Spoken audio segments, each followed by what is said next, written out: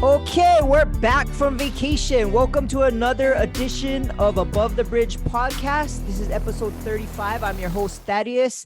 Shout out to our producer, Boy Band John. What's up, BBJ? All right, exactly. All right. Shout out to our sponsors. As always, Defend Hawaii, keeping us fresh. If you go on their website, defendhawaii.com, promo code ATBpod, 15% off your entire checkout, promo code ATBpod. Actually, for all my sponsors, our promo code is ATBpod, so it's easy to remember. Also, Detail Garage Hawaii, if you're trying to detail your car, wash it or whatever, same thing, detailgaragehawaii.com. Go check out Kika ATBpod, 15% off your entire order. And we got a new sponsor this week. I am proud to announce that Hawaii Candy Factory is now a proud sponsor of the Above the Bridge podcast. If you go on their website, you can get all these crazy nom noms and lihimui gummy candies and sour bells. It's so amazing. If you get the munchies, this is where you go. HawaiiCandyFactory.com. Promo code ATBpod, you'll get 10% off your entire order. Again, this is some good candy, man. The girl dropped this off at my house. It was the night after our first opening of District, and trust me, this came in handy. Okay, so today's guest, I'm super proud to announce he is probably the most requested guest that I have ever had. Everybody's asking when this guy's coming on, and I'm so stoked to bring him on now. Everybody knows him. He's been a friend, a brother, a business partner, a roommate for a little while, and just all around somebody that's awesome and been a huge part of my life. You know him from LevelV808. Also, he's a part owner of Hawaii Events Unlimited. Everybody knows this dude. His name is Hanson. What's up, Hanson? What's up, guys? What's up, Dad? Oh, that intro is too many things to list, bro. Crazy. So how you been, man? This was crazy freaking 2 years, bro. It's been weird.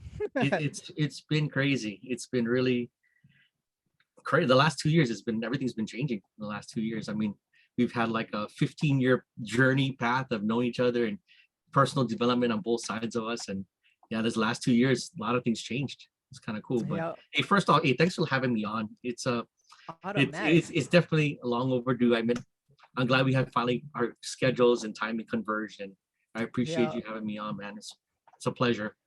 Yeah, I'm super honored, and I've always like I said before, everybody's been asking when I'm gonna have you on, and it was just a timing thing. We kind of wanted to use this opportunity to push what you got going on, and then the clubs was reopening. It was like, okay, this could be the perfect time, but of course, as of today, we're shut down again. But yeah.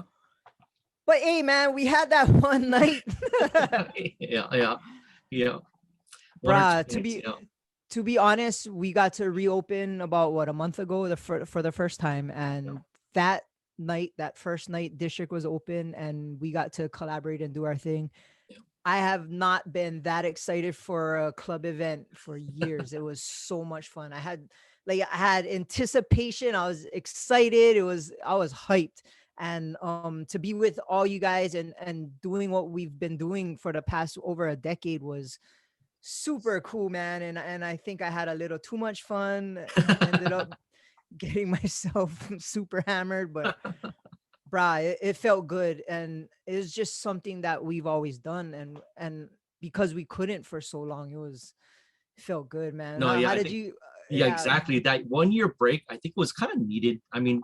Yeah. Granted, it was a crappy situation, but it made us appreciate it a little bit more, because I mean, it takes a toll staying up to 4 a.m. every weekend, and then that next morning isn't the best, not always the best morning the day after your event. So doing 10 years of that, and having that 1 year of the first 2-3 months was kind of cool. It was like, hey, I got a good break. I can go out. I can go to other places, hang out with friends. I could just sit back and watch Netflix for once on a Friday night, But by that 6 months, we were kind of getting itchy, like everybody, the DJs, the dancers, the staff, and us as promoters who kind of coordinate all that. Yeah, we're kind of getting itchy. And I realized how much people depend on us to get them gigs or jobs and stuff. And like, Yeah. oh, our hands were tied, and all these people that we were taking care of or making sure we're good started to feel like, oh, bro, we can't do anything. And you're right. The first couple months was awesome. Everybody's doing push-up videos and Zoom meetings, and it was fun. And it's like, oh yeah, we got the night off. And then, oh, you're right. 6 months later, it's like, brah, let's reopen already. Like, Yeah, we but start having like ideas and this and that. And yeah, when yeah, we finally reopened, it felt like one of the first times promoting again. Like you get excited to, you look forward to going to work, especially more than normal. So it was definitely cool. And we have yeah. definitely went a little harder than normal that day. That our livers took a year off and we didn't catch up as fast as we did. Yeah, that was a bad day. Saturday that week was a bad day for me. And shout out to Real Deal Reed, who brought me home that night and also had to clean his truck the next day. That's all I'm gonna say about that. He just came by my house yesterday. I called him up. I remember he does the termiting thing. So my dad's doing renovation. So I called him and he's like, I haven't seen him since that time too, because we closed down for the last 2 or 3 weeks. And he's like, dude, Yeah. I was like, oh, I had to take care of that. I took him home. I'm like, what do you mean? I was like, well, I thought, because that night I sent you're like, I'm going to my Uber, and I asked if you're all right. You're like, you're fine. And then he said that you're still on your phone half an hour later trying to get the Uber going and stuff. He's like, oh, I'll just take you home. And I was like, oh, I didn't even know all that happened. Yeah, I didn't either. Yeah. But let's try and backtrack a bit. So you own Level H, and that's your promotion company. Yeah. Obviously, it's named after you, Level H for Hanson, right? Yeah. How did that all start? Because when I was in it, you were kind of already in it also, and it started like we kind of heard about each other, and from then on we kind of formed a friendship. But how did you get started promoting? Like all my occupations and jobs, it's just a weird situation that I took advantage of at that moment. Before all of the promotion life and the nightclubs and the concerts, I was a dance instructor, and then I was teaching dance classes, and that was my passion. That was my thing. I was teaching classes at UH and at Drill Team Hawaii. I was teaching my own classes at the Honolulu Club and at University of Hawaii. And then I met a promoter that needed help a new promoter that needed help to get people to come to the club for him. And then he hired my dance team to like do a dance performance. And then he told me, just invite everyone you can to this dance performance. So he hired us, and I think we got like 250 people to show up in like a week and a half notice to come watch. So you did his job. No, yeah. So and it was cool because I mean we performed and we got to and we ended up, the performance was only like 2 or 3 minutes long, but all our friends got to dance, and back in the day you make your circle and you dance with your friends. So it was a blast. And then at the end he's like super happy. He's like, you want to do this for a living? I was like, what do you mean? He's like, well, I'll pay you, you'll get paid to bring people to dance. I was like, that's like what I do now already. So he kind of introduced me to promoting, and from there I just took off running, and I've been promoting ever since. That was so you started out, what club was that at? So that was over at the O Lounge. Okay, that's right. So that's where the old China House restaurant used to be, which is now Republic. So depending what generation of clubber you are, that's where you'll line up. So I grew up knowing it as China House restaurant. That's where like all the big graduations and weddings used to be. Yeah, the big Buddha in the front. Yeah, the big Buddha with the gold ceiling, or the black and gold ceiling. So that was connected to Ala Moana at the time. Yeah, the parking lot was, right? Yeah. It was part of Ala Moana. And then that got converted into a nightclub. Big shout out to Liz Watanabe. She's the owner over there. And then I started throwing parties over there with Giz and Mike Miller and the Platinum Limousine guys. They had a night there on Friday. And one of the cousins was one of my roommates at the time, or good friends, and he introduced me, and I got promoting there. And then from there, the general manager, Gerald Oda, brought me in as a promotional director. They needed someone to organize all their events because I was just hungry at the time. I was like making proposals, like, oh, you need go-get answers and these kind of lights. And I was like, because it was kind of a bare spot. It was just one big, huge empty room. And it was just a big square, you know? So I was like, oh, we need VIP booths. And I was like running all these proposals, trying to ask the management to do stuff for our promotions. And he's like, why don't you come in-house and work for us to develop stuff like that? And I got to see the nightclub on the back end as like behind the bar, you know, and how they run the bar and the nightclub itself. Do you miss that? You know, yes and no. I think because you're there every 4 or 5 days a week, you'll build relationships with the people that work in house. And I haven't had a regular job in so long. Like I don't work a 9 to 5. I haven't done it in so long. So like the camaraderie you build when you're working like in the trenches, when there's 500 people and you're trying to organize a promotion and come up with drink specials and do staffing and all that stuff, like it just.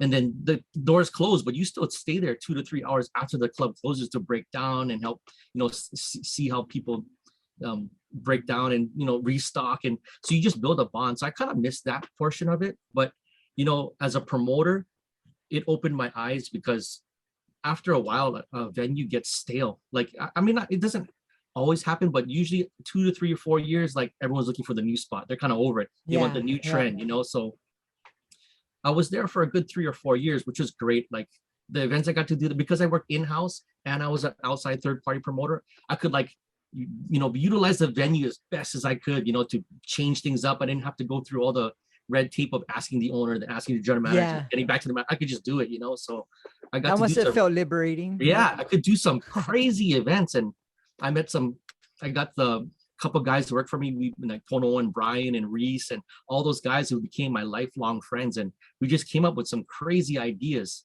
And then we first came up with bottle service in Hawaii by accident. I don't think anybody was really doing it. We just started, like different groups came in to celebrate birthdays and car clubs, and we just reserved sections for them. And then by necessity, we were bringing bottles because people couldn't serve the amount of people that were there in the area. So it was cool. And we started putting like motorcycles in the club, and we putting cars into the club and all kinds of special effects and ice luges. And we were just doing some just stuff that it wasn't even a job. It was just for us to have fun. We just happened to get paid and paid well for it, so it was just liberating to be on both ends. But then, so I remember your guys' events, and they were heavily backed by the import model and car industry. I think your events was Deuce and Force, correct? Yep. So we as promoters were at Olange before you guys, and then we left and you kind of came in, but you totally changed the vibe of that club. And I remember we'd go in there and it would be like wall to wall, just half naked chicks, hot people, super nice cars. And the vibe was just a party vibe. And it was so much influenced by the import scene. And at that time, the import scene was huge. And a lot of the go-go scene in Hawaii was just taking off. I remember my sister would work the door for you guys sometimes. Yeah. Before I knew your sister. Yeah. She would help us out at the door. That's so strange. Yeah. But I forget how that happened. I don't even know how that happened too. Yeah. I think we knew another door girl who knew that your sister did the door for you, and whenever I needed an extra person, I think it was D. Was it D? I think it had to be D. It had to be D. Because she was working our door for a long time. But then, because that was my girlfriend at the time, and then she would want to go dance for us, so she sent my sister over to you guys to take her exactly place. What probably happened. That's what happened. Yeah.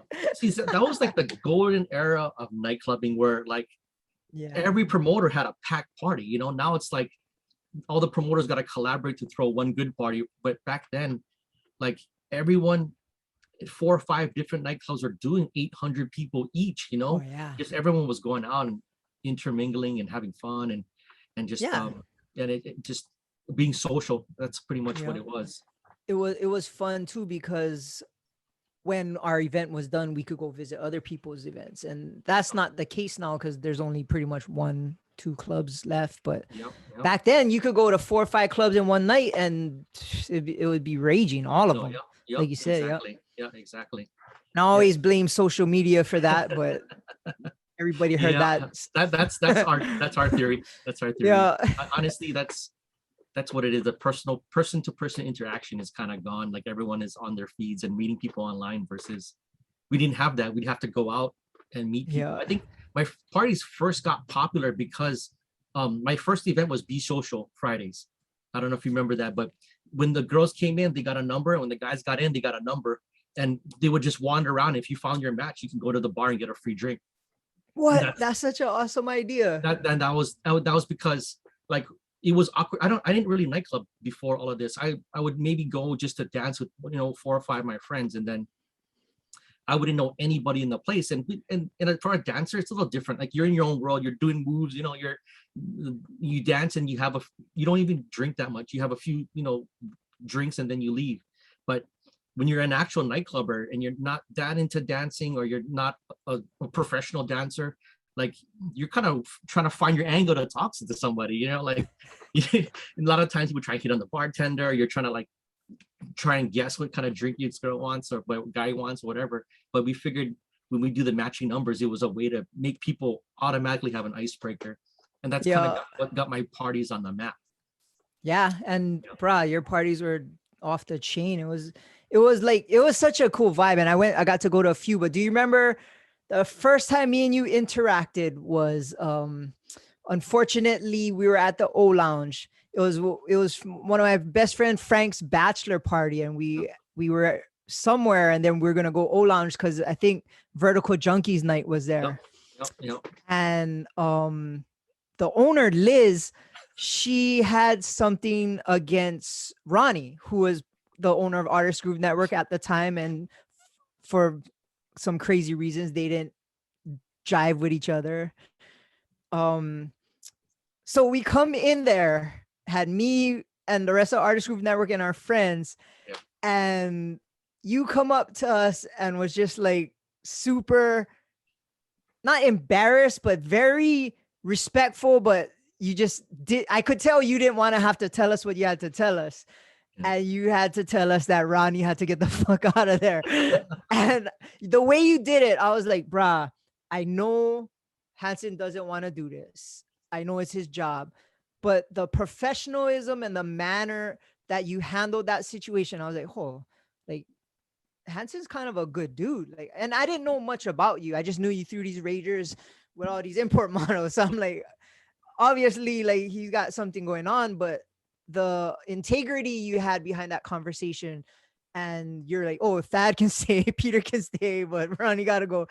And the maturity and how you handle that always stuck with me. I knew you didn't want to do it, and I knew it was hard, and I knew like it's just, you just didn't want to do it, but you handled it cool, and I always respected you for that. Ronnie might not have, but he's cool with you now. But fuck them. I bet.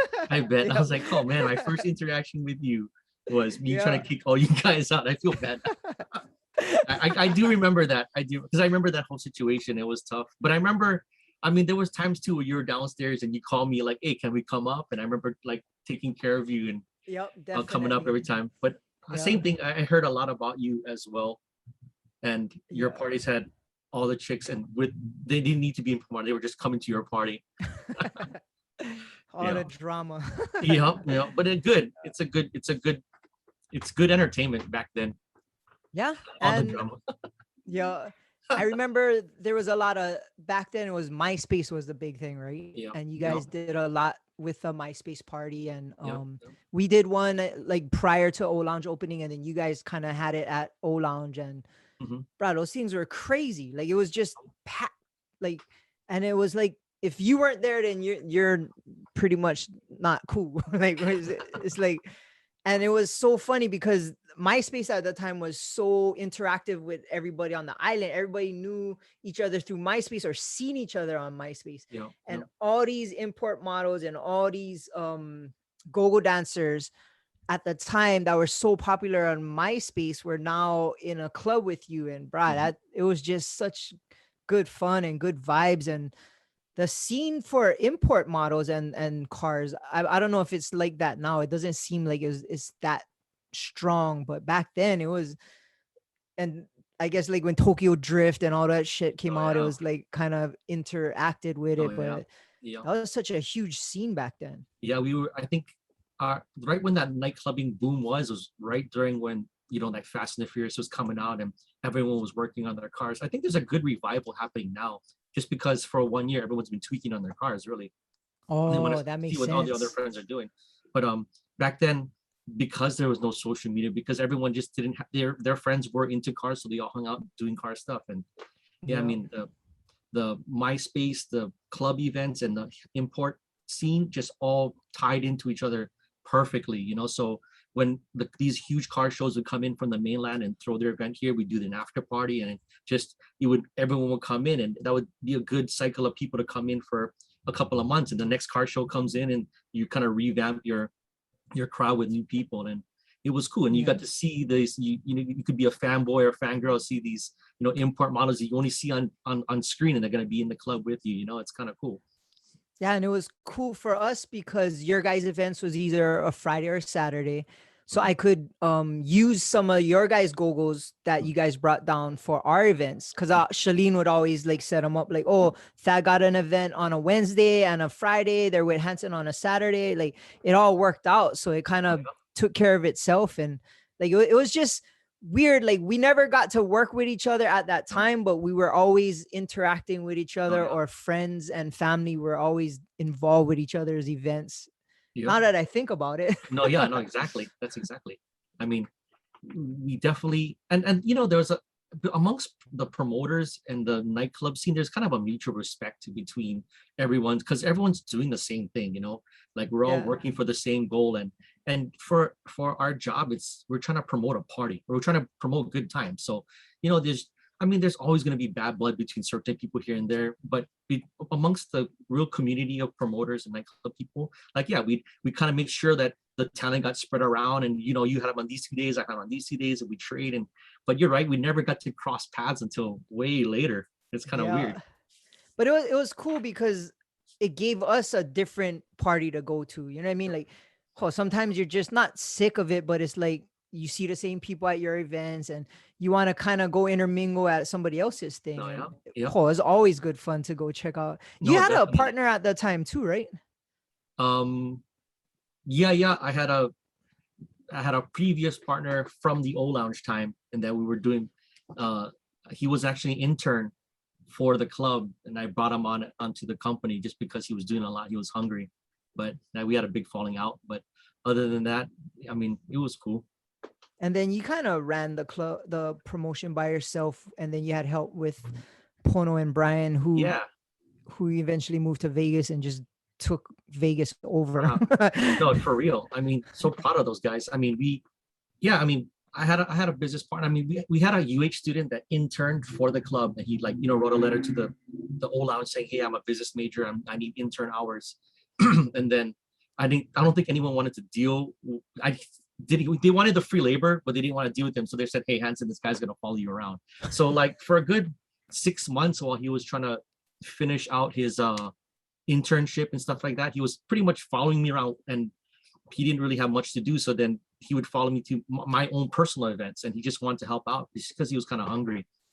And then this business isn't for everyone. It's a lot of time the money and the fame and the notoriety and people trying to call you for guest lists and, hey, you're the man now, and that kind of gets to some people's heads sometimes, and unfortunately, I mean, I don't know how he's doing now, but at the time he all kind of went to his head, and he started trying to make moves on his own, and which it was good because we had a good separation. I really started taking to account how business oriented I have to be, because at the time I was just throwing cool ideas out and just doing them. That's I think the funnest part of our job. Like, we can think of idea, and we get to, in about a month, we get to make it happen. We get to create that vision.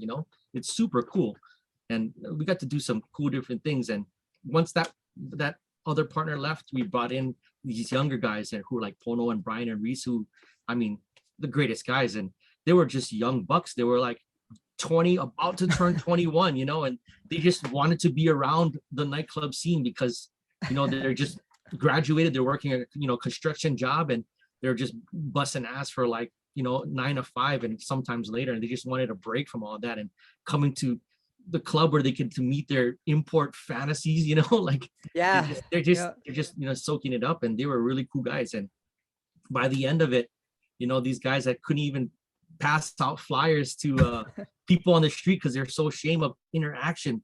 I mean, by the time they left my company and they moved on their own to Vegas, I mean, now they're, one of the highest grossing promoters out in Vegas. I mean, my biggest thing for when I was with Pono was with Tao Group. I saw him bump Jermaine Dupri.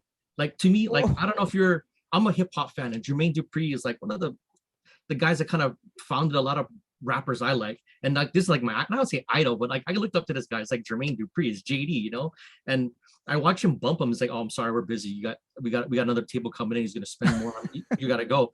And I'm like, oh, he just bumped Jermaine Dupri. Like, oh, you're the freaking man. If you have that much power to like control the economics of the club, like, I was just proud of him. Yeah, it's crazy. I got some Pono and Brian stories. Okay, the first time moving forward, like, we did an event with you guys. First time I ever kind of hung out with Brian, and he's just a silly kid. So we're at Chai's with our first event together as part of Passport, which we'll get into later. But so we're taping something up, and this is the first interaction I ever had with Brian. He's using duct tape, so he peeled off a piece of duct tape and put in his mouth to hold while he's putting something on.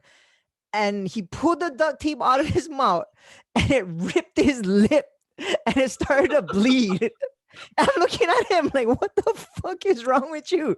And he's like, I'm bleeding. I'm like, what happened? He goes, I taped my mouth. And I was like, what? Like, who does that?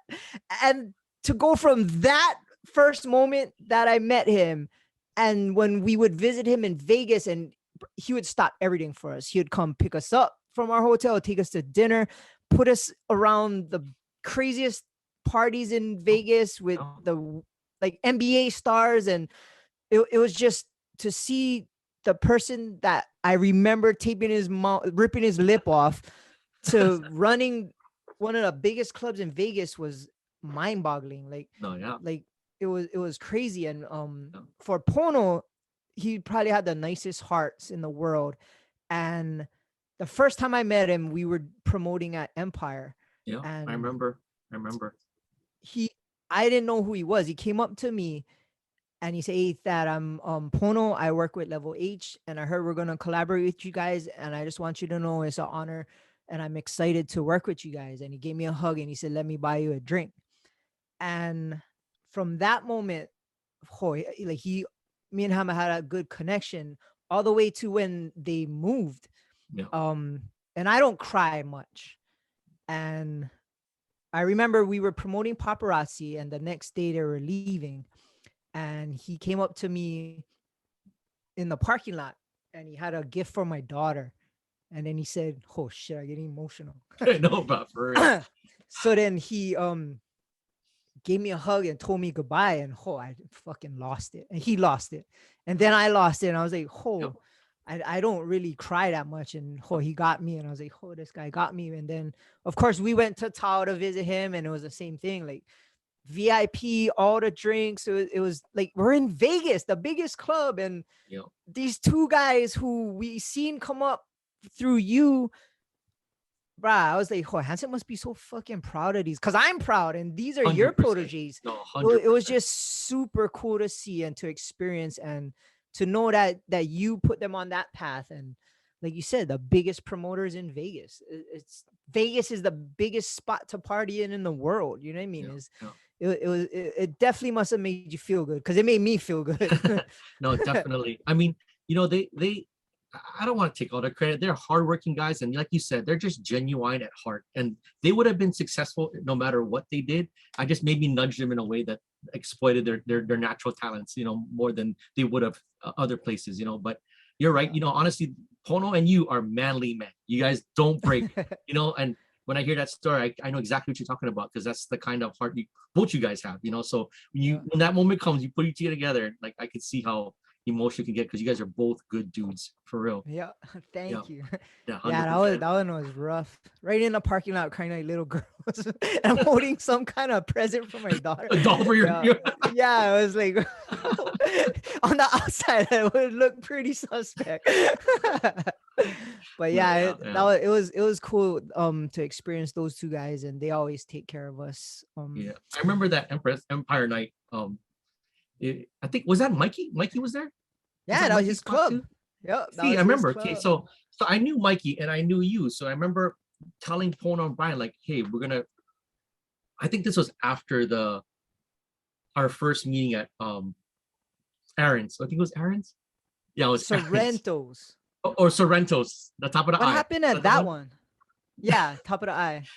Yeah. So yeah, to backtrack to that one, like that was the first time, like after our paths crossed, that whole DJ Betty story, and like we both didn't have venues, and we both didn't know what to do, Oh, wait, let's bring up that story. Yeah, that's one of my favorite stories. Okay, so back up a little bit. We'll get to that one though. That was a good one. When we were at Hush, it was our last night. We were promoting at Hush, and I think I asked you to collab with us, and I remember that conversation too. And it was the same genuinely Hanson telling me no. It was like, I regretfully declined. That's what you told me. Because we like Hush was just a rough place to promote, and we were just looking. And you said I respectfully declined, and it wasn't time for us to be together to promote. And we ran Hush by ourselves, and it ran its course, and it was time to be done. And it was our last night. We did our last night, and I remember sitting outside of Hush, and our DJ at the time was DJ Betty, and she came out, and she was our resident. She's my left-hand man, our girl. And she told me, so what are we going to do next? And then at that time, usually when we're leaving a venue or an event, I already have something in the pocket chambered, ready to go. This time I didn't. And I was sitting down by myself, and she asked me, and I'm like, and I knew she was asking because she knows that she needs to work. Mm-hmm. And I'm like, you know what, Betty, I really don't know. And at that time I was kind of bummed out and just frustrated. And one of our employees we had to kick him out, or we were on our way to kicking him out. It was a bunch of crap. And then I told her I didn't know, and she looked at me and she goes, Thad, I believe in you, and you always figure it out. And then she went back in to DJ. Now that I think about it, who was DJ when she was out there? Her infamous smoke break. There you go. Yeah. So she went back in, and maybe like less than a minute after she went in, I was just sitting on the curb, like right outside Hush, and my phone rang, and it was you. And you're like, hey, I heard that it's your last night at Hush. Can we meet this week? I got an idea to pitch to you. We got to collaborate. And I'm like, yeah, let's do it. And then I was like, yep, I'm down. And then he said, okay, I'll call you this week. And I'm like, okay, shoot, perfect. And then I went back into the club and seen DJ Betty working. I'm like, yeah, I figured it out. We're good. We're going to work with Hanson guys. Yeah. So on your end, how did that work out? That our stories merged. So that night, we were doing Stage, which is the Inspiration Building, the Stage restaurant. Yeah. They used to, once in a while, we're doing nightclub events in there. Or was this before? This was before. So before anyone got to do a nightclub event there, you guys were the first. Right? We were the first. Yeah. So we pitched them. The place is spectacular. I mean, it's a 5-star restaurant. It's in the super modern building, and they have like a wine bar where you can do the swipe your card, and they have an ice bar. So it was an idea. It felt like Vegas. So I was like, I need to do this place. I pitched it. I see the vision. And they weren't ready. Just put it that way. They weren't ready. And it was at the tail end of, I was at O Lounge for like 3 or 4 years doing my events. And when that closed, which kind of closed suddenly, I had to immediately find just like you, I had you always plan to be somewhere before you leave somewhere. And we didn't have that because everything was so abrupt. And then I did like one quick party. It was my birthday party. I had to cancel my O Lounge birthday party and do it the W for 1 week. Then the second week, I was trying to organize this event at the Stage building. And it was kind of like I had a 2-week gap. So, and I looked at the place. I was like, this is going to have a long run. It's a beautiful spot. So I was at Stage and we jammed. We doing like 1,000 people, or 800 to 1,000 people in there. And the place opened at 10 o'clock. Nightclub event started at 10. They ran out of Crown and Patron at like 11. They were done. They didn't have enough glassware for everybody. And because it's a furniture building, the AC was on a timer. So at 11 o'clock, the AC shut down, and you have 1,000 people in that place. It's uncomfortable. Oh yeah, without And then, AC. right, for real. So then at that moment too, the staff said, the manager said, we can't go on. There's not enough alcohol. We don't have enough glassware. The AC's out. We're gonna have to cut it at 12. I was like, dude, you have like 800 people in here that just got here. You got 200 people trying to get up to come into the place, and you're trying to close it down. And honestly, all the details were hammered out all ahead of time, you know, but because of another partner I was working with, another company I was working with kind of didn't, you know, follow through on some stuff. And it's just not the way I usually work. And then at that moment, the elevators was on a timer. So the elevators went down. So now the manager had a fob key to operate the one elevator. Yeah, it's one down. elevator. It's just one elevator up and down. Now there's 800 people trying to get down. When you get down, there's 200 people trying to come up. We're trying to tell you got to go home. And then I remember just being man, what is going on? Like, this is not how we do parties. Like, this is not, everyone's gonna have a bad tea. I hate disappointing people. I want people to like enjoy themselves, you know? And I was just, but you know, it's a nice spot we can recover. And then we walk around the corner, and then where I was waiting in line for the elevator, and I remember a group went in, and the lady put the fob and she pressed to go down, and then there's some drunk girl on the outside pressed the open button, so it's about to close, and it opened, and we're like, oh, can you not press the button because it's gonna open, right? And it's all local girls inside, and then the door's about to close, and the girl presses it again, and the door opens, and she's like, oh, if you press it too soon, like all the local girls are trying to explain to this other girl on the outside, if you press it too early, it's gonna open. And she said, oh yeah, I get it. And then it's about to close again. This girl presses it one more time, and it opens, and all these girls jump this girl on the outside. And I'm like, oh man, this is terrible. This high-end place is not gonna ever let us back, and there's too many problems. And I told Pono, I told Pono, Brian, and Reese, like, there's a stairways in the back. Let's just get out of here. Let them figure this out, and we'll figure something out. So I went downstairs, and it was still early. You know, I went downstairs, and it's like 12:30, and we're sitting on the curb outside of stage. And like, what are we gonna do? Like, we don't have anything planned. What are we gonna do? And then I either Pono or Brian says, oh, it's Dad's last night at Hush. Is it time to collaborate? I was like, bro, that's perfect. And that's when I called you. And that's when we made the call. And it was literally the same thing. Like, we were in a spot where we didn't know what to do next. We thought we had something lined up, and it completely fell through. So it was meant to be. So if stage was raging that night and everything went smoothly, you wouldn't have been able to even think about calling me. No, exactly. And it worked out for the best, honestly. And bro, we threw some crazy parties after that. So after that, we decided to throw something together, and then that's when I told the boys the next weekend we're gonna go visit you. You're doing like a one-off party at Sorrento. Yeah, we did. Top of the eye at Sorrento. Yeah. So I said, hey, this guy is cool, like he's a professional in the business. He's doing things awesomely, and so in my head, because I had a lot of respect for the AGN group, because Artist Group Network. I used to go to your events. You, Golden Child, I used to go to your events, and you guys threw some swanky events. Like, it wasn't just a night out, it was an experience. And that's kind of what I try to model everything after, So I was telling the guys, like, hey, this is a top-notch company, because we were still relatively new. I've done O Lounge, and that's pretty much it, so I just had great ideas. I had a good following, but and you're trying to expand. Yeah, I was trying to expand. I was new, but you guys were doing it for a couple of years ahead of us, doing huge venues, lining up huge artists. So I was telling the boys, this is the big leagues, man. We got to make, we got to be respectful. We got to show them what we got, but also like we got to put our best foot forward. And then my very first meeting of you is I was calling downstairs. They let me upstairs, and the door opened, and then you had your shirt torn off halfway. That was my first time ever really officially meeting you. Like that was a bad night.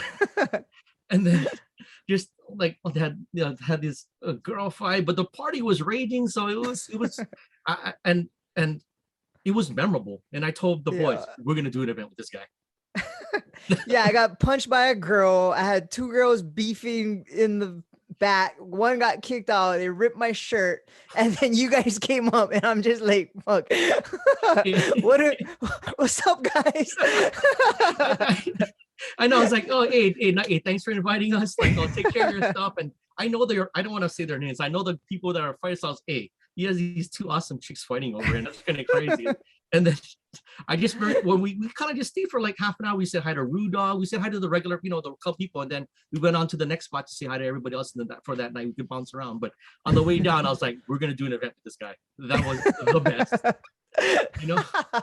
Just memories. Yeah. Everyone tries to make memories. So I mean, whatever. That's why. And then I think he had another pop-up event while we were planning ours. Because we didn't get to really meet you. You had your drama that night. So I told the boys, hey, we're gonna go stop by, say hi to Mikey, and Dad has a helping out a night. And I think that was Nikki Sotelo birthday. Yep. Yeah. So it was. And then we're gonna say Empire. we're gonna say hi to Nikki. So I told the boys, hey, Dad's gonna be there, make sure you say hello. Every time you go to somebody's house, I always make sure you say hi to the owner. That's respectful. So I told him, say hi to Mikey, say hi to Dad. And that's why when you brought those stories, like I remember those two moments vividly. Yeah. It's weird to hear like your version from the other side versus my version. Yours way nicer. Yeah, but that spawned us working together, and that created probably one of my favorite events, and one of the events we always talk about redoing, and probably one of the hardest work-wise and creative work-wise events that we did, and that was Passport. Yeah. How do you remember Passport? Like, what do you like? How did that even start, and what was it like? Yeah, it was just. I was trying to figure it out in the last ruckus. Since you would ask me, like I was trying to figure out our timeline. So, my photographer Steven Byrne, big up to Steven Byrne. He's been shooting. Shout out to brother Steve. Since day one, and he keeps a detailed record. So I know why I said no to you for the collaboration at Hush is because we were doing a once a month at Hush. I don't know if you knew. We were doing. Yeah. We were doing like every other Thursday, like twice a month or every first Thursday. And it's rough. That. It's a rough venue. I love the venue. Love the owners. But it's just where the place is, where the parking is, where it is in Waikiki. It was just really tough for people to get to. So I remember when you asked, I was like, oh man, I don't know if we're going to pull our eggs into this one spot. So I remember that. So I was looking at, after Hush, I think we were starting to plan for a Passport. That was our big idea, right? When we started to collab with each other. And I think we did one event together on a Saturday at Hush. Yes, but that was part of Passport. No, it wasn't it before. It was a Saturday. I just looked it up. I remember that. We did an all-white party at Christmas break. I think we called it Pristine. So I remember that. And it was just like, hey guys, a Saturday popped open. They gave us like a crazy like that's right. Yeah. Or something like something we couldn't say no to. So we're like, yes, well, might as well do it while we're trying to plan this thing that's gonna take a lot of time, because when we came up with the idea for Passport was, I think we were all just sitting around just brainstorming, and we just decided that, instead of having one spot, what if we move the party around and made people not get bored of one spot? So that was the idea of Passport. So I just remember throwing that one party, and we had a good amount of people show up for that random 1 week to promote Saturday. So I was like, wow, this is gonna work. I kind of had the feeling that it was gonna work. And then the idea for Passport, like we'd move it every Friday, we'd move it to a new spot. And I think that was a really great idea, and it was fun to plan for. It was fun to prepare. I think we did Chais, we did Spada, Oceans. We did Oceans. We did and then we did Fashions. Oh yeah, Fashions. I know we had like every month, when the month that had 5 Fridays instead of 4, we did destination tags, right? We did Kochi. Remember Kochi? Yeah, we did Kochi. That was crazy. Oh man, I think we tried everything, which is good. I mean, we were even gonna do the Chinese restaurant on Keomoku, right? Or Kalakaua. What? And then I forget. We had a meeting with somebody, and we went upstairs. Oh, it was Mandalay Bay, right? Mandalay Bay in Chinatown. Is that the one? No, it was by Waikiki. And then you told them how much people were gonna bring, and they're just like, oh, I don't know about that. I think it was like, I forget where it was. In I Waikiki. forget.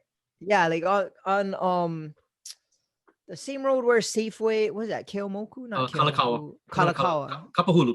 Kapahulu. Yeah. Kapahulu. It was a Chinese- upstairs. I think it was a Chinese restaurant. Was it Sam Choi's? The old Might have been that. or He Hing. I think he was. I think we liked it because at the time the people were kicking people out of Waikiki, like locals couldn't go to Waikiki, so we like do the front end or the back end. Yeah. Yeah, but that was our very first event together, like officially, was Passport. And I mean, because of the synergy, because of the idea, and something that was kind of brand new to Hawaii, I mean, we did really well. And venues kind of tried to make us stay at one spot because their one time a month raged out. They could like pay rent off their one time a month, so they kind of and we got, I think we got coverage in the paper, and right when we got coverage in the paper, like 2 months later, we settled down at Oceans. I think that's what it was. Yeah, they bought us out. They offered us a full-time gig there every Friday. But Passport was fun, and like I said, it was challenging for us to move the party every Friday. And I think both you and I, one of our favorite venues was Spada, which was an indoor-outdoor right in downtown. And it was a restaurant, but we opened up it was like it's a courtyard. Yeah, courtyard in the front. Courtyard in front of the restaurant at the first Hawaiian building. Yeah. Downtown. Yeah, I right mean, off Alakea. Yeah. That's always the funnest, to turn something that's not supposed to be a nightclub into a nightclub. But to have it an indoor-outdoor nightclub with indoor-outdoor, two floors, and that waterfall. I just remember, like in the daytime you couldn't see it, but at nighttime you could like, oh, this could have potential, you know. I remember we put the DJ in the water, like floating around on the water. It's super cool. Yeah, I think everyone was describing it as that Dr. Trey Sprite commercial or whatever it was. Oh yeah. Yeah, good fun.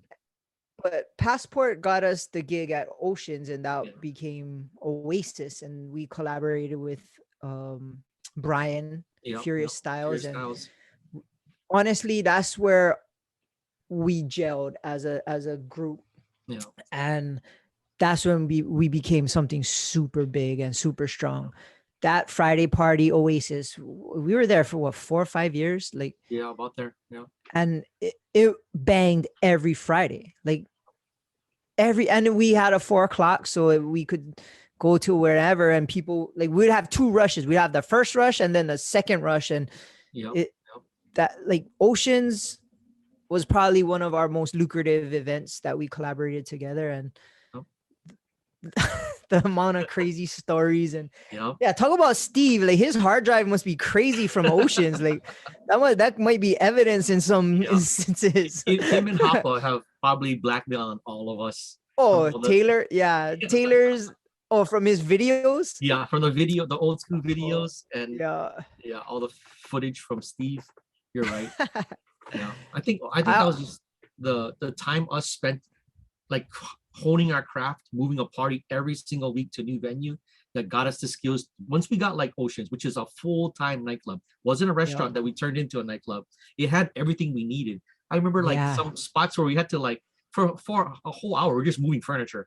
Remember those days? Yes. But just to make it so their customer experience, so when they walk in, it feels like a nightclub. But I think Oceans was a full functioning nightclub with a 4 o'clock venue. I'm sorry, 4 o'clock license. And I think having me, you, and Brian at that spot, because Ocean's been around forever. That's been a nightclub until it's HPU now, which is so strange. It's weird, bro. I kind of it sucks. But it's been a nightclub forever. So us like being in a spot that's been genuinely a nightclub for a long time just was a perfect synergy of all this energy. And we threw some crazy parties, indoor, outdoor parties, fashion shows. Oh, that's right. We did that whole courtyard like that. Those are every with once in a the roll bar. Those are crazy times. And you're right. Before, like nowadays, 4 o'clock places don't get busy till like 12:30. But Yeah. those times, like there was a line at 10 o'clock, and by Yes. 11 o'clock, our guest list line was around the corner every single week. Good times. Yeah. Yeah. That was fun, and honestly, that's where our friendships got super solid. And honestly, the club stuff is cool, and we always work good together, but the relationships we formed outside of the club Oh, is what matters the most, and that's what's gonna count after we're never in the club again. You know what I mean? 100%. And 100%. to me, that's the venue that created the friendships. And look at all the friends that we were with now because of those events. It's kind of cool to think about. 100%. Yeah. Yeah. I mean, I think if doing well and not doing well, like the ups and downs of trying to Oh make yeah. us things successful, and the late Losing nights, venues yeah, or losing venues or just some dealing crazy with stuff happen. owners. Yeah. Yeah, battling with owners, or just like sitting on a couch for 3 hours trying to figure out a name of an event. You build relationships. You know what I mean? Like you kind That's of the think of, hardest part. yeah, like what starts with O, that means like, like you try to be as creative as possible. And when you have like 8 dudes sitting in a living room trying to figure it out, you're gonna make memories. That's Yeah. just us. It's hilarious.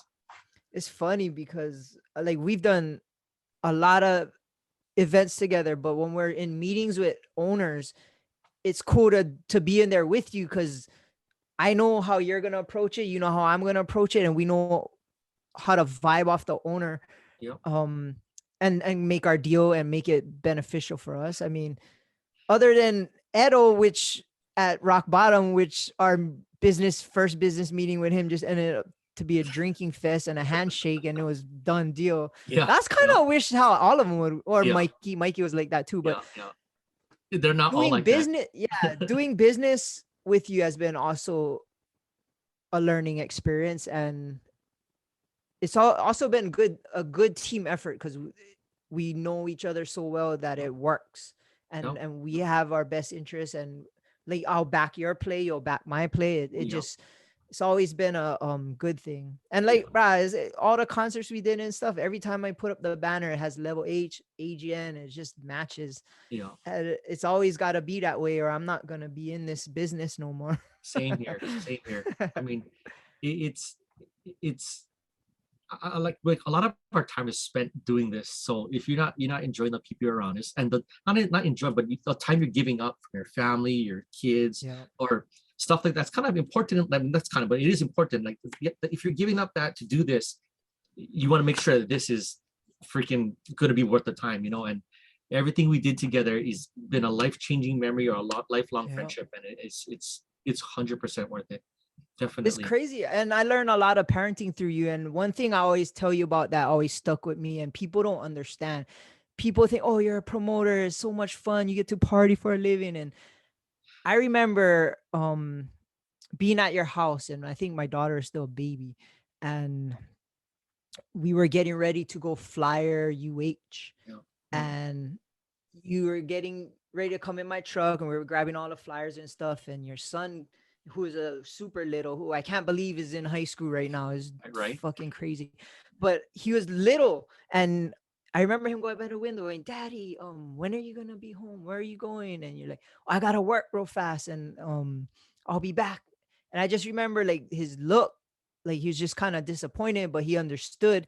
But I always thought like people don't know how much you sacrifice to do this. People just see the end product, the big party. Yeah. People don't know the work, the sacrifice, the headache, the dealing with owners, the stress when the guest list isn't big. And like, it's just that made it real for me because I just had a baby, and I'm thinking this is going to be me in couple. And how you handled it and how you handled your relationship with your son, I always looked up to that because it was coming. I knew it was coming for me, and I had to be the same way, or it wouldn't work. So I always respected and learned from you. And by the way, you also taught me how to change my first diaper. I remember that. You came to visit me when Ario was born, and I had to change, and I was like, what the hell do I do? And you're like, oh, I show you.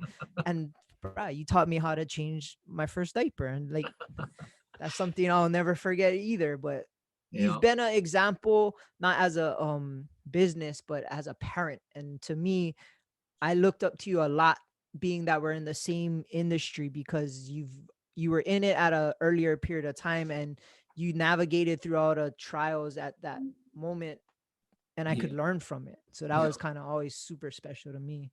I appreciate that. Yeah, I mean, I learned. I mean, I think everyone knows from what knowing you or watching you on in social media that you're an awesome dad, and I learned a lot from you as well.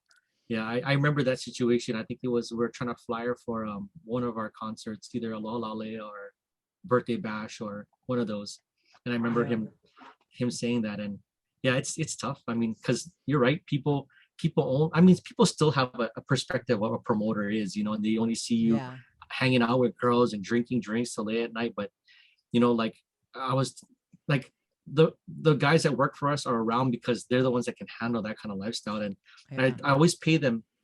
I only pay them 10% of what we make at the day of, because I pay them for 90% of what, if someone can't make it that day, don't worry, you're gonna meet doc pay 10%, but it's still gonna get paid 90 because people don't know that 90% of the work happens before the club even opens the door.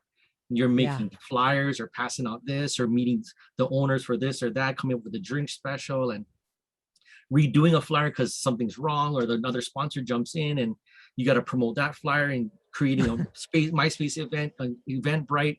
Then also you're getting text messages all times a day, nonstop from morning till night about, you know, like, hey, Hanson, does Zanzibar have a dress code? I'm like, I'm not even there. It's a Thursday night. Like, what are you asking me for? But you got to answer because you're their connection to the nightlife, you know? So, you know, our family time gets, we work on every single holiday and every single weekend, which is when our family's off, you know? So I always tell, like when I had my guys with us, we'd have a family appreciation day. We would make money and we would treat our parents to dinner and we'd get together and we do it because I know I'm like, hey, I would always apologize to your parents. Yeah, I'm sorry that he couldn't make Labor Day, or I'm sorry, you know, your son got to work weekends, but you know, he likes doing it and he's doing a really good job. And, you know, this is our appreciation to you. And either, you know, our other halves or whatever, like, yeah, our kids, they see it, but they also know at the end of the day that you're doing it for them, really. Yeah.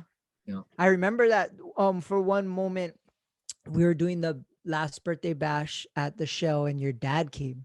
Yeah. And I seen him walking around, and so I walked up to him and said, Uncle, you must be proud, huh? Like, Hanson's doing big things. And like the look on his face, that pride was super cool. And I knew that he knew that I seen it in him. And I always remember that. And I only met your dad a few times, so like he could resonate with me, and like that was super cool. And I knew he was proud. Yeah, that's awesome. If they knew half the shit we did, they probably wouldn't be proud. But those moments, they probably would be. True, very true, very true. So shoot, like we've been doing let's see, we did Oceans, then we went to what was it? Clubhouse, which was the old Hard Rock. Yeah. We went to, which was awesome, by the way. Yeah, I like that venue. I was so happy to do that venue with you.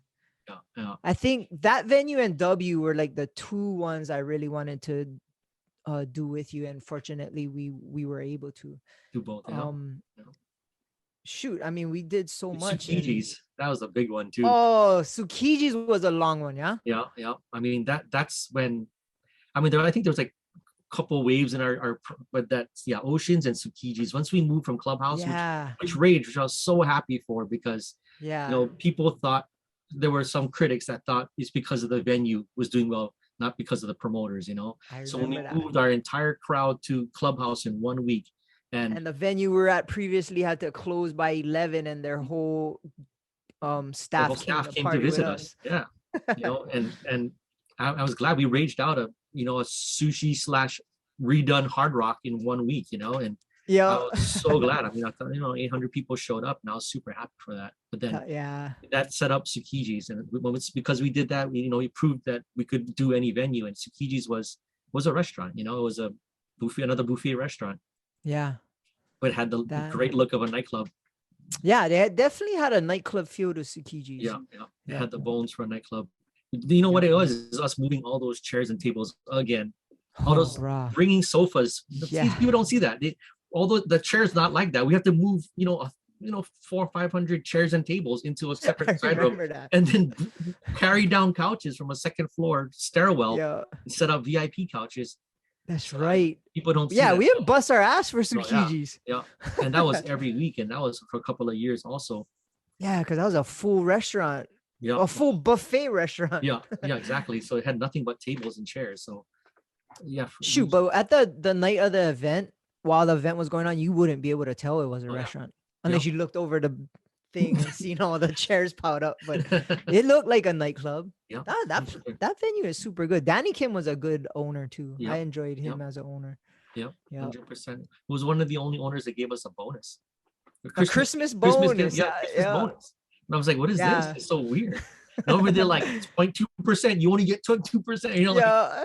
but You he's like, missed oh, it by 1%. We can't yeah, fuck. Oh, yeah, whatever. But I mean, we got bonuses. It's, usually hard owners have the nicest clubs, and easy owners have a challenging club.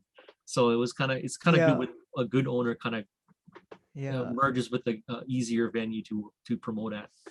And one of my favorite, I mean, it wasn't the most lucrative spot, was Fix. And Yeah. at the time in my life, I was just coming out of a situation and it was just a good fit for me. It felt like home because Mikey was the owner of that, and the staff there was our friends, but very supportive and all aloha. And I was in your house every damn weekend, living at your house every weekend. And we go to Fix, and Fix with Mikey, pretty much we didn't have rules. He had a lot of nook and crannies all over that building where you could hang out and do stuff. And Mikey, as an owner, he's an owner second to being our brother and friend first. And that's why probably the event wasn't as successful, because we were just having fun. But those moments doing Fix helped me so much and meant so much to me. But every first Friday, it was always a big party. Yeah. It made up for all the slower non-first Fridays. I guarantee Mikey paid us on some other Fridays when we didn't make money, but he wanted to take care of us. 100%. He always did, bro. That's the kind of guy he is. He just wants to make sure you're okay. I remember that. And out of respect for Mikey and what he did for us, we named our newest event at District Fix Fridays. And honestly, that was out of respect and aloha to Mikey. And shout out to Mikey, right? He's always had my back and our back from day one. And Mikey, he always believed in me personally. Like, he always believed in me and whatever I did. And he always wanted to be around us and have us working with him. One of my coolest friends. Yeah, definitely. 100%. He's one of those ones where a great owner met with an opportunity for a great place. And I remember us doing first Fridays with that garage door open and the whole second room. Yeah. I think that's I was just looking at a video of that. Had Taylor Hopperboy DJing and had Yumi and Cherry, and that stage was huge. Was it? Yeah. And that it was packed all the way. And I'm thinking, like, at first I looked down, I'm like, where is this? And I looked and I'm like, oh shit, that's Fix. I forgot it got that big. Yeah, when you open up the doors, like a concert in there sometimes. Yeah, we did a concert there. Yeah. And bro, it was fun. I mean, we had some good fun at Fix. And then which led us to District, and District right now is the only club pretty much. And fortunately, the owners believe in us to keep us on, to help promote their Fridays. And bro, we had a long run at District too. We've been there for what, 5 years? Since 2016, so 5 years. Minus the pandemic year. Yeah, I guess minus a whole year. Yeah, you're right. You're right. But I mean, District's been fun, and this past month, we had to reopen, and bro, the vibe there was just super. It was super infectious. I had so much fun, and like to feel that feeling and to be around the club industry. And honestly, like my years are numbered. Like, I'm not gonna be doing this forever, and it's getting to I'm in the back nine of my career. And to have that feeling and vibe, and to be around you and Hoppa and Donnie and just our crew, and it's just, it goes to show, like, we withstood the what is it, the test of time. Just the time. A- Yeah. Yeah, and our friendships always was first before business, Yep. and fuck, we still can rage out a club. Yeah, you're right. I'm also I'm pretty soon to hang up my coat here because yeah, we're definitely in our back nine of our career as a promoter. I mean, Yeah. no one wants to be that old uncle creepy guy in the club, Yeah. you know. At least we So look young. yeah. For now, I'm feeling Yeah. okay. My knees are I don't all know. kind of going. Some of my fucking friends' kids are coming, and I'm just like, Bro, wait a second. exactly. As soon as I hear Hey, one more uncle. one I more Uncle know. Hanson, bro, I'm Kick gonna this fuck out. yeah, 100%, 100%. They're no longer on guest list. They say uncle. Yeah, for Yeah, sure. but yeah, But thank you.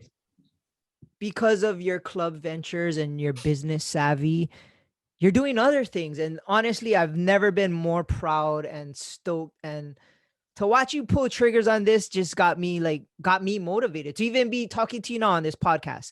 Your actions motivated me to make actions. And that's one of the reasons why we got going and got this podcast going. And you created, first off, from the club industry, you got to do Hawaii Events Unlimited. Yeah. And brah, like the videos you guys post and the things you guys do, and I met your partner, and brah, he's such a nice person. It just you and him just can tell the vibe is gonna be, it's just gonna accelerate your guys' success, and it has been. And to see the stuff you guys do, I didn't even know that shit exists half of the time. Like Hawaii Events Unlimited, what is that all about? Like, what do you guys do with that stuff? Like that So company is pretty super cool. yeah, it's a full event production company. We do everything from small little events to huge concerts and things like that. Our main staple is weddings. We do a lot of weddings, but we also do proms and graduations and events for the Chamber of Commerce, things at the convention center. So we try to put all your event needs all in one place. And I kind of got into this situation where I think this opportunity, because honestly, same. I mean, we always help each other out. And for the last maybe a year or 2 years before I got this opportunity, you're like, Hanson, what are you gonna do, man?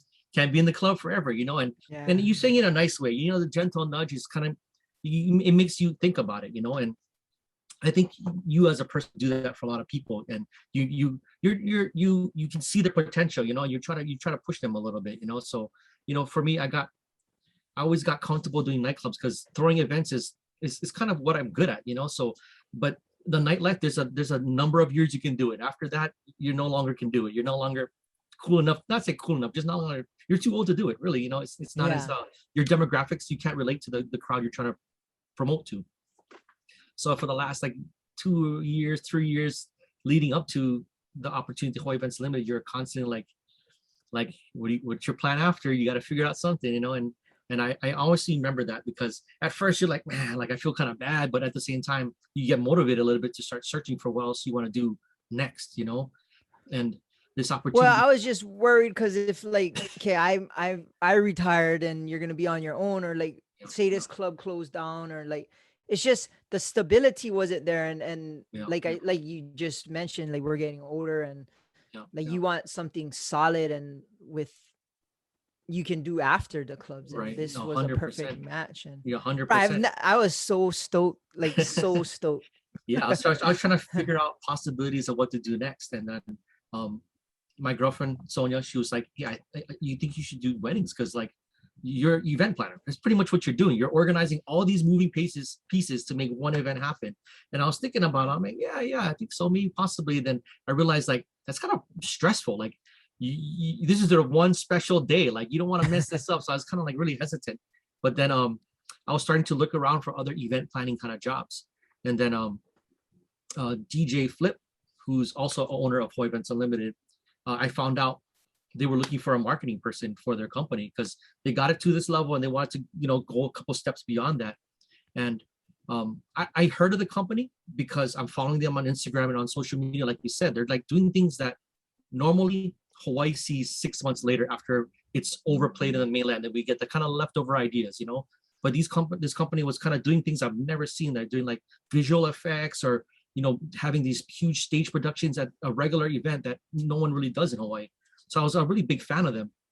And then I found out that Flip was involved, and then I found out all the DJs we used were involved, and all the MCs were there. They worked for that company, and all the technicians that I knew in the event industry already worked for this company. So I was like, it's like the nightclub in a daytime setting. So it was just a perfect fit. And I applied. I was like, hey, I could definitely help you with your marketing. They asked me to help out, and instead of asking for a salary, I told them, you know what, if I become a partner and I'll put in my effort in, if I can get a partnership in this, and whatever I do after, certain point, get a percentage of whatever happens. So it was awesome. I mean, it just coming up with ideas and things, and it's literally like a nightclub event, except I get to do it in the daytime. We're doing some really cool stuff.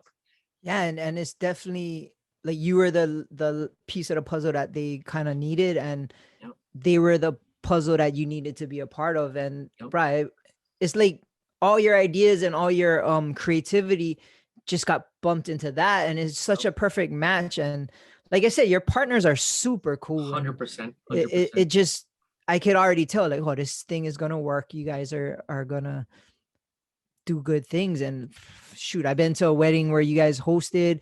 You helped me with my mom's funeral. You helped me with my daughter's birthday parties. It's like, it's amazing to see how far that that company's gone in the last couple of years through a pandemic, through like, right, it's like, oh, we could do this, we got that. You have like movie flip books that you give to people at proms. I'm like, who the fuck thinks of that? Like, that's crazy. Yeah. I mean, my partner Marvin, he's a genius. Like, he has the technical know-how of making idea happen, really, and it's kind of like, it's just like our nightclub formula. Like, we want something to happen, and we'll figure out a way to make it happen.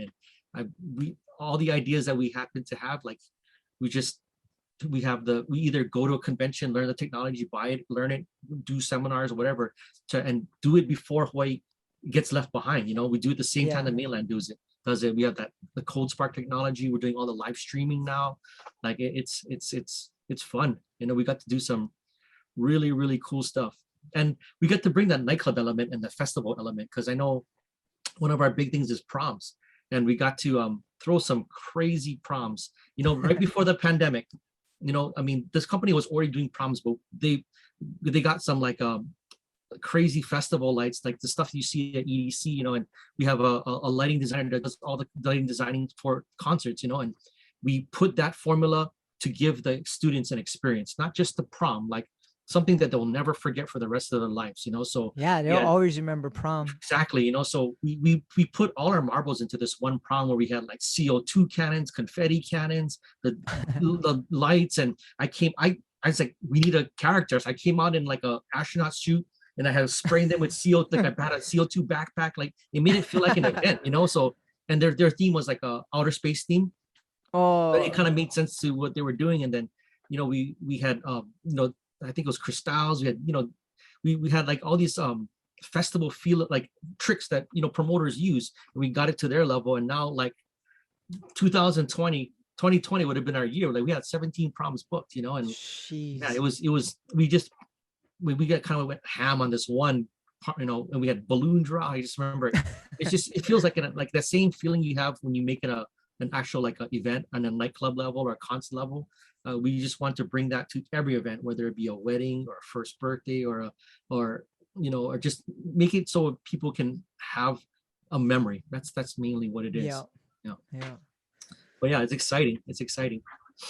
All right. And I mean, Hawaii Events Unlimited is blowing up. Understandably, that because of the shutdown, you guys are gonna kind of be paused up a little bit. But I have no doubt once everything gets back to going, you're gonna probably be better off than where you was that you're on now. Last thing, bro, like, this one got me fucking flipped out, and I talk about this on the podcast all the time, because I am 100% true believer that your vegan katsu, which is made out of portobello mushrooms, is the best katsu on earth. And I don't know how you did this thing, because you do it out of your house and another kitchen, right? And it's crazy. So you started vegan plate lunches, which is pretty much local plate lunches, but Yeah. vegan Veganized. style. Yeah. Yeah. How did you come up with this idea, and why did you even start it? Because I knew you always wanted to do a pho place, or you always Yeah. wanted to Yeah. do some kind of food, and Yeah. right, you because of the pandemic, you pulled the trigger on this, and everybody's talking about it. All our friends eat there. Like, bro, my dad loves it. You gave us a big platter of that. Oh, bro, it was crazy. Like, how did you come up with well? Yeah. So level V. So I've been vegan for about 5 years now, and there's a at the time there was a lack of local style vegan food, and I mean, like you said, I was talking about doing some kind of food place for a long time, and it's just an idea, and it stayed an idea for a couple of years, and then because of the pandemic shutdown, um, we couldn't do nightclub events, we couldn't do weddings, we couldn't do anything, for literally a whole year. So I needed a way to make income for tuition. Honestly, it's for my son. So I needed to come up with, tuition doesn't stop. Pandemics was happening, my business stopped, but tuition still got to come in. So I decided to do like more like a fundraising thing where I created a veganized plate lunches. Started off with beef stew, and then was the loco moco, and then the katsu. So like it was just a way to start off as a fundraiser, really. And um, the pandemic was as a silver lining in the pandemic. I know a lot of other businesses and my personal businesses suffered, but it got me out of my comfort zone to do something that I always wanted to do, and it just sped up the process. So it started off as a fundraiser. I needed to come up a few extra $100 to pay for tuition, and then it came out where all my friends bought the plates, and the next week they told their friends, and all my vegan friends decided to get a plate, and it just started getting bigger and bigger. And then after about a month, I was like, I'm going to apply for my business license. I got a support kitchen. I did the whole business route, and now it's selling out every week. It's doing really, really well, and the vegan community has helped out a lot. It's just a really solid community that helps each other out. You post for you, and they tell their friends, and it's also it's like, to me, it's like just like an event. You're like hosting people. You want people to enjoy themselves, and so when I cook, I've never been trained in a cook. I grew up cooking. I liked cooking, but I was never formally trained. But it's just another way for me to bring a smile to a guest, which happens to be eating instead of drinking and dancing. Well, That's how what I did you think. come up with the recipes and how to cook it? Like, So honestly, it was my son. My son, after about a year and a half of being vegan, my son decided himself to go vegan. And I went to a festival, and he was playing around. He was watching the videos, and he was, like reading about stuff. And he came back. He's like, "Oh, Dad, I think I'm gonna go vegan." I'm like, "You don't want to go vegan. Like, there's no way." Like because at the time he was like, 13 years old.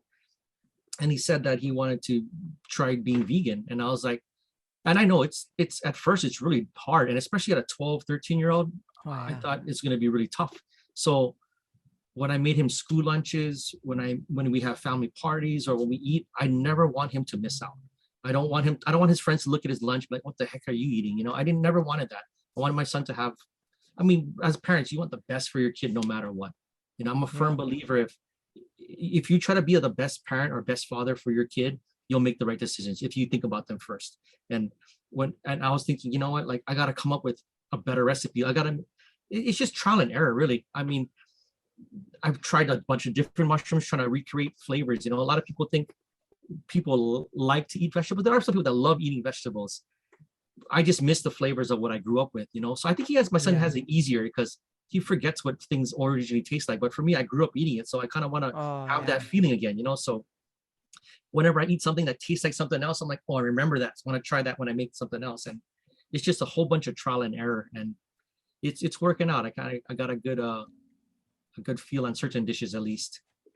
Turn And up that the it's never Bluetooth. been a local style vegan plate lunch place. They have Italian, they have Japanese, but just not local food.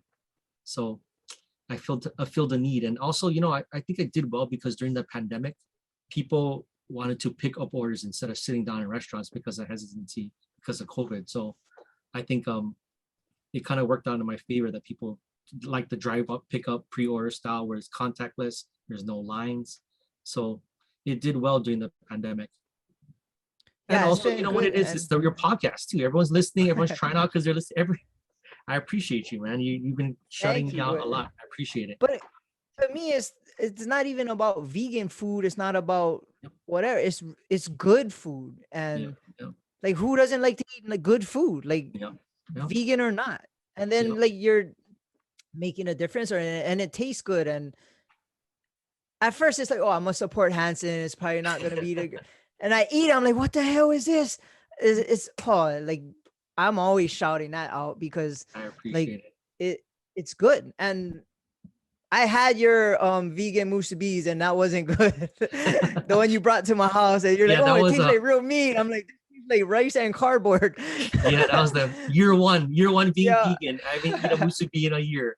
When I ate that, it was, for a vegan, that was great. But you're right, it was still brand new. But bruh, the food you had, and I had the loco moco, I was like, this is something you can get behind, and No, it's yeah, good food. Vegan, not vegan. If you like meat, you don't like meat. Either way, this is good food, and you'll yeah, love it. And yeah. it has that local plate lunch feel. And bruh, to have you guys come out and see your son bringing out the food, and it's just all that aloha on the side of the house that I used to live at every weekend. Like it's just good vibes. And bruh, I'm excited to see how you take that business and what you do with that, because Yeah. I guarantee it's not gonna be at your house next year. Like No, it's no, gonna it's the moves is gonna be, and we'll be there for all of that stuff and yeah, yeah. supporting all of that stuff. You know, I think that was the whole reason why we took so long to connect for this. I was just waiting for something else to happen so I could promote that or talk about it. But I think because of all the different shutdowns, and now I was gonna do a pop-up too coming up, but I think because of the shutdown as of today, we might have to postpone that too. So, but I think people they want more, and it's been selling out and it's been doing well. So I think I gotta take it to the next level sooner or later. So definitely have you try The that demand out. is there, man. Your people want it. Yep. And the And good it's thing is cool. that, and the thing is that most of my customers aren't even vegan. They're people just like good food and just want a healthier option, and if I can provide the same taste with less suffering in the world, I'm gonna do it, So and the kids, if kids like it, that to me is the ultimate. When a non-vegan kid likes my food, I'm like high-fiving myself when as soon as I give the plate, I see the post, I feel great about it, to Because be kids honest. don't lie when They it don't comes lie. to food. If Yep. they don't like it, they ain't eating it. No, exactly. Yeah. You know? Shoot, bro, we've been going almost for an hour and a half. I do know eventually we're gonna do a Q&A because everybody's gonna want to hear more club stories out of us. Like Guarantee. especially Guarantee. BBJ. But yeah, let's have the question of the week. Before the question of the week, just wanted to say, back in the MySpace days, I used to lurk on your Level H account because I had all the chicks. That's why I had all the girls. Yep. Me coming from the punk and hardcore scene, we never had the import model type girls. Artist groups they never had that kind of pictures, but Level H had all the pictures. Level H had all the pictures. Thursday, Friday, Saturday, Sunday. Every week. Level H had all of us every time. Like when Ronnie them were running it, it was just pictures of us. Hanson had all the bitches. Oh, it's good to finally meet the Mr. Level 8. I appreciate it. Hey, I like your videos, man. Your videos are awesome. Hilarious. Your videos are the shit. Yeah. And honestly, I like all events. When I was taking around my interns or my hires, we would go to all kinds of events. I mean, the same night we went from a rave, we went to a punk rock concert on the very next day. Like I just love events, and I like how people throw their different kind of events. So when I see stuff you do for like the punk scene and the rock scene and just the underground scene too, and like having the archive of that stuff is people are gonna appreciate it later on. So I appreciate that, bro, for real. Thank you. And just a little tidbit. Somebody's bringing it back. Nice. Yes. 808 scene. I have a question for you before you ask me. Are you doing the voiceovers for all your voiceover videos? Is that you? All the boy band ones? Who's is that you? Those albums are from like 2002, 2001. That's why they're super old. So it's like, I was very bored back then using Windows Sound Recorder. Yeah, that's dope. Downloading off instrumentals off like Kazaa Shit like that. Hey, you still have the files, bro. That's super Yeah. cool. See? That's awesome. That's awesome. That's clever. Yeah. Okay, so Yeah. having said all that, here's the question of the week. You guys talked about all the parties and promotions you guys done together. So for you guys, what's your favorite promotion you guys collab together with? Ooh, let's see. For me, I can't just name one. I would say, what was our first concert? Was Aloha Laulea or Major Raja? Major Raja. Yeah, I think one of them would have been our first concert together when we were at the Shell and we stood on the stage together, and like that was one of our goals that we had as promoters, to do a big event together, and that was with Ray Jr. of course. But that was a cool moment. But fuck, it has to be Passport, just because that's what brought us together.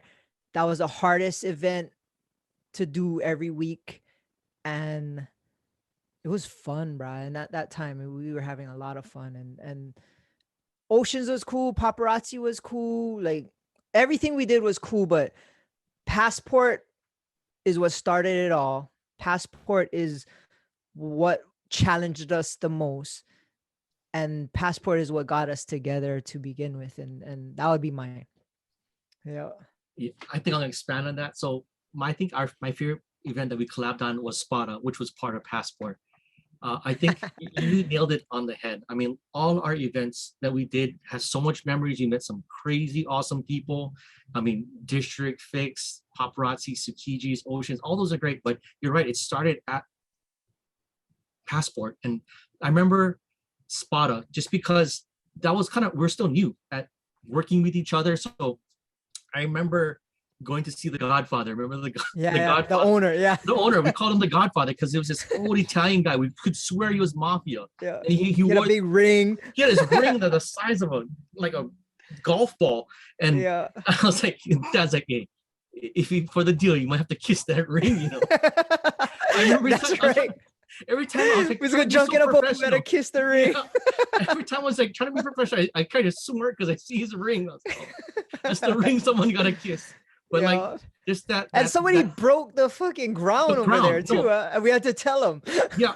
Oh, that was so. There was that, and like us trying to work off of each other, and we sealed that deal. I mean, like we went in there, we pitched our deal, he accepted, but that was our first time where we were trying to, like, I say my point, he says my point, I back up his point. Like it just perfectly, it just worked so well, and no one had to kiss the ring. That was perfect.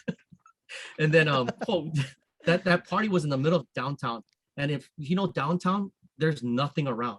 You know, people are, and it's never been a nightclub, so it was really and to see that party rage on, people started walking over from First Friday, and they said they could hear it from First Friday, and people were talking about on the way to, and for our friends to get there and realize like, oh, this place is super nice, and I mean, it's in L&L's now. That's how it's not like a very place that's like known for a nightclub. So that's one of my favorite places. And then the ground, like we had so much people on the lanai, their stone ground broke. And I remember the next day, I mean, it's only like a half a foot drop, but a stone slab broke. And the owner tried to make us pay for it the next day. I remember that. And I was like, what do you mean? How are we liable for ground? We're not liable pay for your ground. There's no way. So I just remember that, and just had some great memories there. And like you said, one of the biggest memories, profound memories, was our major rager that we did in Maui. Oh, and I remember us taking a flight, setting it up, and you know, I mean, we threw a concert in an island not our own, you know, and I remember putting up our banners, just taking back and taking a picture, and I realized, like, dude, this is like every promoter's dream is to either become a nightclub owner or to throw a concert. You know, that's what you kind of, or move to Vegas. That's kind of what you kind of move up to, you know, and for us to get to that point, and all the memories and all the things at the airport, and baggage and rent-a-cars and the little things to make that event happen, and to see our banners next to each other, and all the boys there, you know, all the boys there. Then this was like a cruise control, and we were like kind of enjoying the moment. That, I mean, that was super awesome. That was super awesome. That was super cool. Yep, definitely. Definitely. Yep. We'll make some more, man. And with the capabilities of Hoi Events Unlimited, I know that we can throw some crazy, stupid shit. Yep. No, we have to. We The have back to. nine is gonna be crazy. Yeah. Yeah. Before We're we gonna hang do it up, something- we gotta do something super crazy in a spot that never knew could be an event, and that's what Yeah. my dream. That's the final nail in the coffin for that nightclub career. I think that's. I am gonna be- down. I am super down. Yeah. All right, man. Well, shoot, this could go on forever, to be honest. But we'll do a Q&A and let people Okay. ask us questions eventually, and they're gonna want to know more club stuff. But we kind of kept it clean this time around. But so people can find you on IG, Level H for your club stuff, LevelV808 for your vegan stuff, and Hoi Events Unlimited for your event planning and wedding stuff. Mhm. Check them out. You guys got a website? Yeah. It's on HawaiiEventsUnlimited.com. Has everything on there that you need. All right. And for your vegan food, you got to order. You can go on IG. You can order on Monday. That's when you open the orders. Yeah. Yeah. But that's to pick up the food on Fridays. yeah. So that's kind of The website replenishes and available for pre-order on Mondays at noon, every Monday at noon. And that's for now, pick up on Fridays between 12 and 2. So set an alarm. It does kind of go out fast. And so set an alarm, and you can go to my Instagram. You can click the link in the bio at LevelV808, or you can go to our Square site, which is LevelV808.square.site. Yep. All right. And Or for just us, Google us. Yeah. Yep, just Google you guys. For us, you can go visit BBJ at BBJ8, the letter 08 on Instagram, and go see all the crazy videos Hanson's talking about, because he puts out some funny content, and apparently he's a champion in multiple wrestling organizations. You can find me on IG, Thaddy Daddy High. Of course, our podcast, Above the Bridge Podcast. Our YouTube channel, ATB, actually it's Above the Bridge Pod, and our website has everything, all the audio, all the videos for all these shows, ATBpod.com. All right, man, we finally got to do it. Yeah, that was awesome. I appreciate you, for real. It's been a Appreciate you, pleasure. man. Yeah, I'm proud of you for sticking with it and getting your dream to do this podcast, because as soon as you were nudging me to do something after nightclubs, you were always talking about doing a podcast. So I'm proud of you for pulling the trigger and putting an awesome show together. Definitely. Thanks. Thank you, Brian. And like I always say, if it wasn't for BBJ, I wouldn't have gotten this thing off the ground. And he's been definitely a blessing, and still too humble, but I'm gonna blow him up eventually. Right on, Hanson. I love you, bro. You've been a brother, friend, and great business partner. And I love you too, brother. yeah, Always. I can't wait to see what the future holds for both of us. Same here. Sky's the limit, brother. Guarantee. All right, shaka to the cameras. Aloha, guys. Thank you. And shout out to the Artist Group Network. Peace.